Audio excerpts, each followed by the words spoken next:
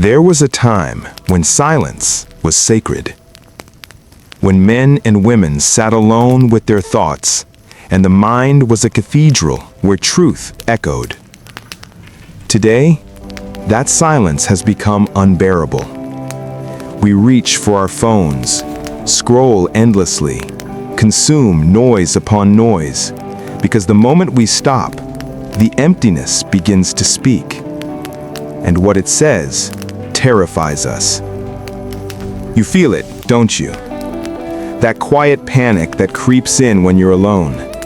The need to fill every moment with distraction, music, memes, meaningless chatter. Because deep down, you know something has been stolen from you. Not by force, but by slow, invisible corrosion. It's not your fault. You were born into a world that rewards shallowness. Depth has become a liability. Thinking too much slows you down.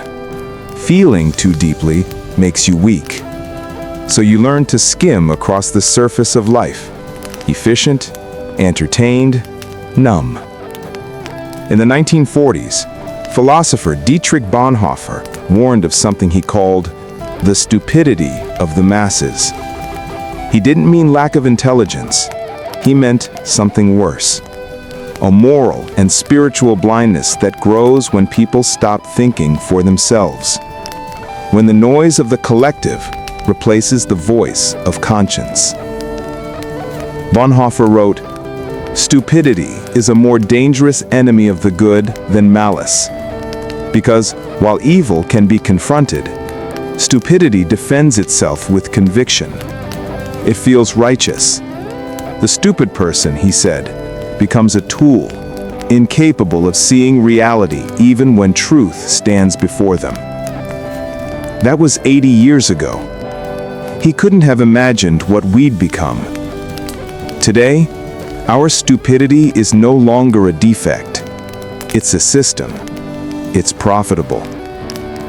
Every scroll, every like, every algorithm is built to keep you distracted enough not to ask why. Why you're exhausted, yet never fulfilled. Why you chase validation, but never feel seen.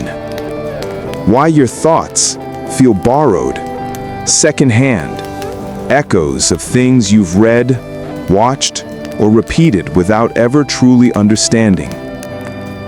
The terrifying truth is, we no longer think, we consume thoughts. And the thinkers, the ones who question, who doubt, who dare to pause, they're disappearing. Or rather, they're learning to hide. Because in a world where speed is power, reflection looks like weakness. In a society addicted to certainty, skepticism is seen as rebellion. You're expected to have an opinion on everything, instantly, confidently, as if truth were a product you could buy and wear like a badge. Nietzsche once warned that when truth becomes inconvenient, societies replace it with comfort.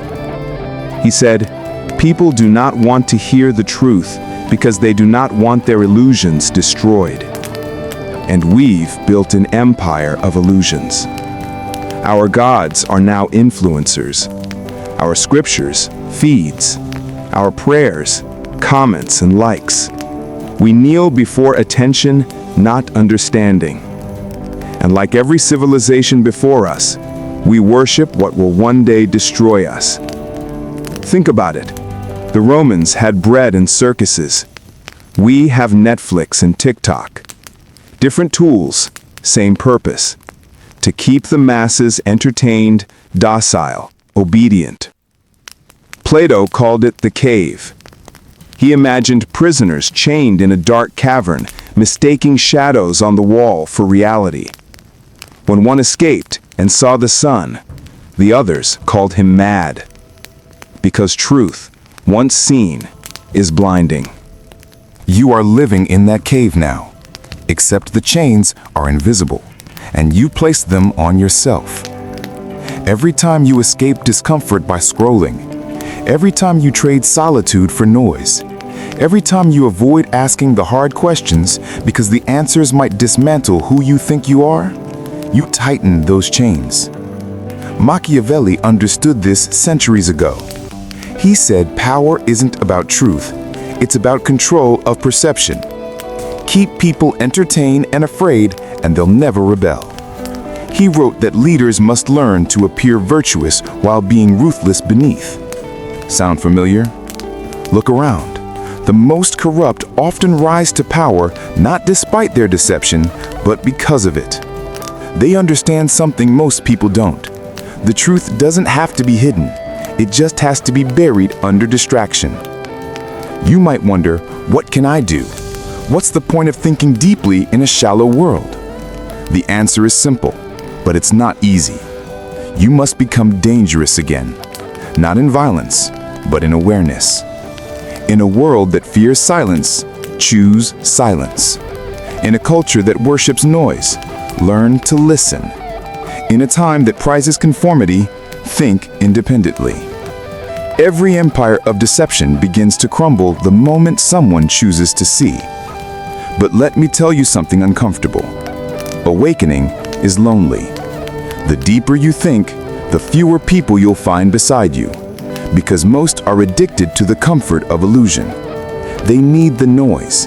They crave the next dopamine hit. You'll start to see how people talk but never communicate, how opinions echo but never originate, how most debates are performances, ego battling ego while truth sits ignored in the corner. And yet, there's beauty in this loneliness, because on the other side of it lies freedom. The freedom to see without filters, to think without permission, to be instead of to appear. Carl Jung called this process individuation, the painful rebirth of the self. It's when you stop being a fragment of the collective mind and begin to meet your true nature. You realize that wisdom isn't about knowing more, it's about unlearning what the world taught you to believe. You stop chasing happiness and begin seeking meaning. You stop asking, how do I fit in? And start asking, what's true? You stop fearing solitude because solitude becomes your sanctuary. And suddenly, the same silence that once frightened you becomes your teacher. We are standing at a strange point in history. We have more knowledge than any civilization before us, yet less wisdom. We have more connection, yet more loneliness. More freedom, yet more conformity. Maybe the problem isn't the tools. Maybe it's the users. Maybe it's us. We've mistaken information for understanding, speed for intelligence, visibility for worth. But real thinking, the kind that shakes civilizations, requires stillness. It requires the courage to question your own beliefs. It requires the humility to be wrong. That's something no algorithm will ever teach you. So here's a thought. Maybe the future won't belong to the loudest voices, the cleverest marketers, or the richest manipulators. Maybe it will belong to the few who dare to think again. To those who sit quietly in a noisy world and rediscover depth.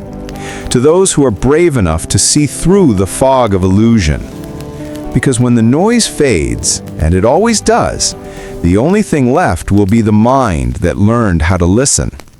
And if that question unsettles you, good. It should.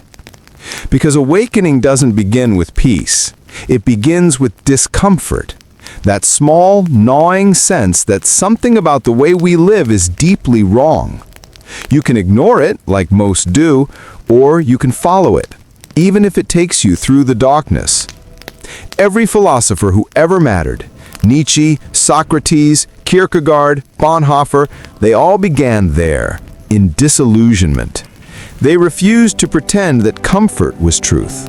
They allowed the world to break their illusions, and in that breaking, they became free.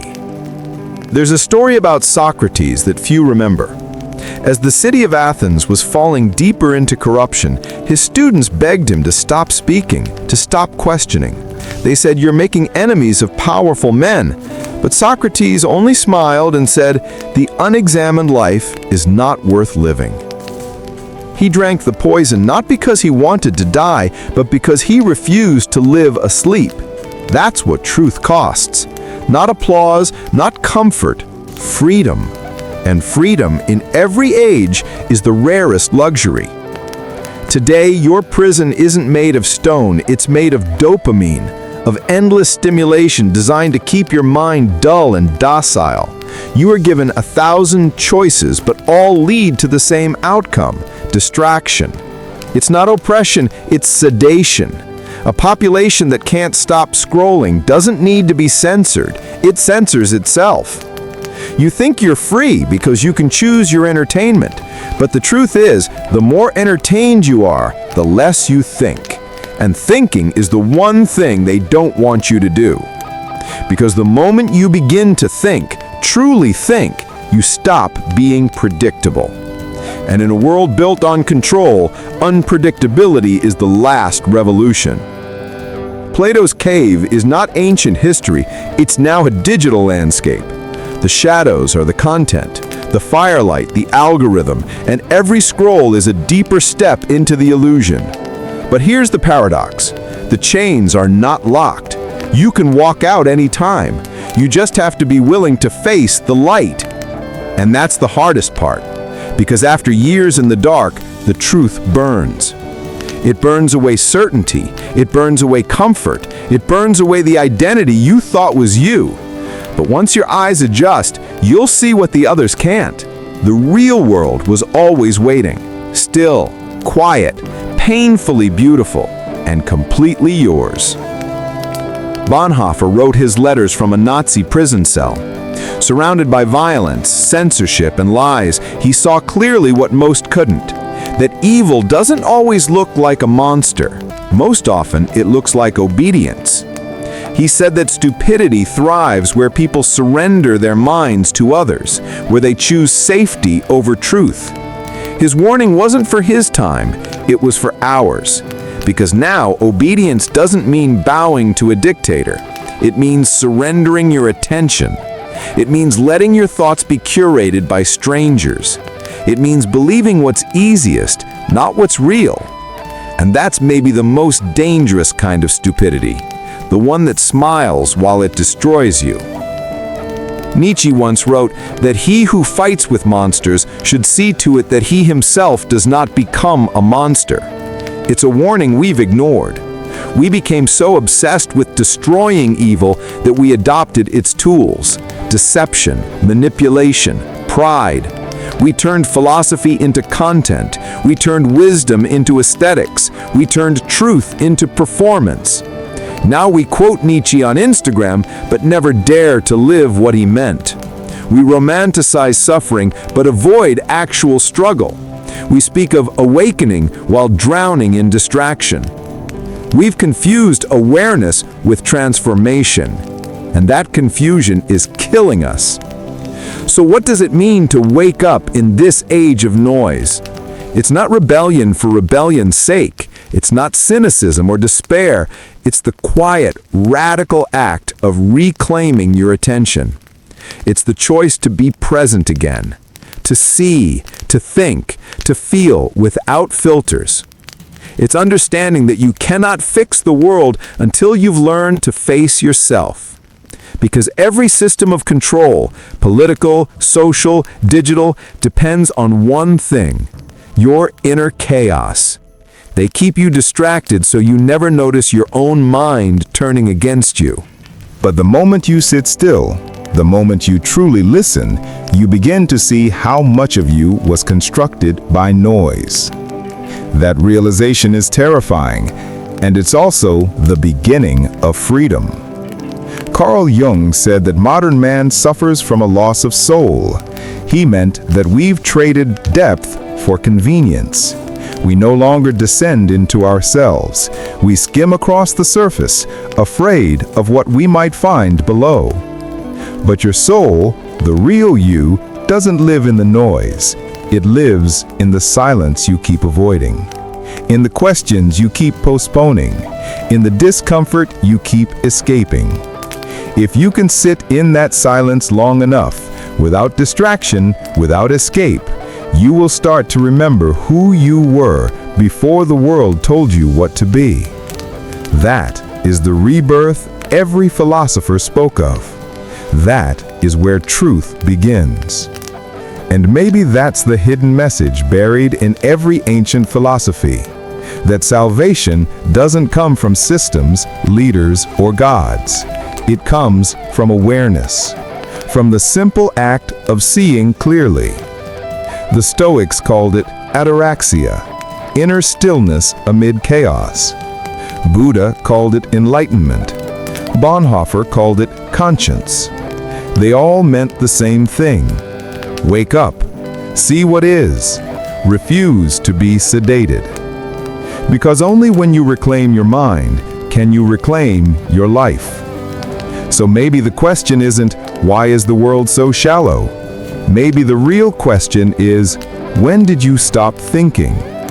When did curiosity turn into anxiety? When did silence become unbearable? When did your mind, once vast, creative, full of wonder, become just another tab in an endless browser? Maybe the truth is simple. The world didn't steal your depth. You gave it away, one distraction at a time. But here's the miracle. You can take it back. Starting now. Close the app. Sit in the silence.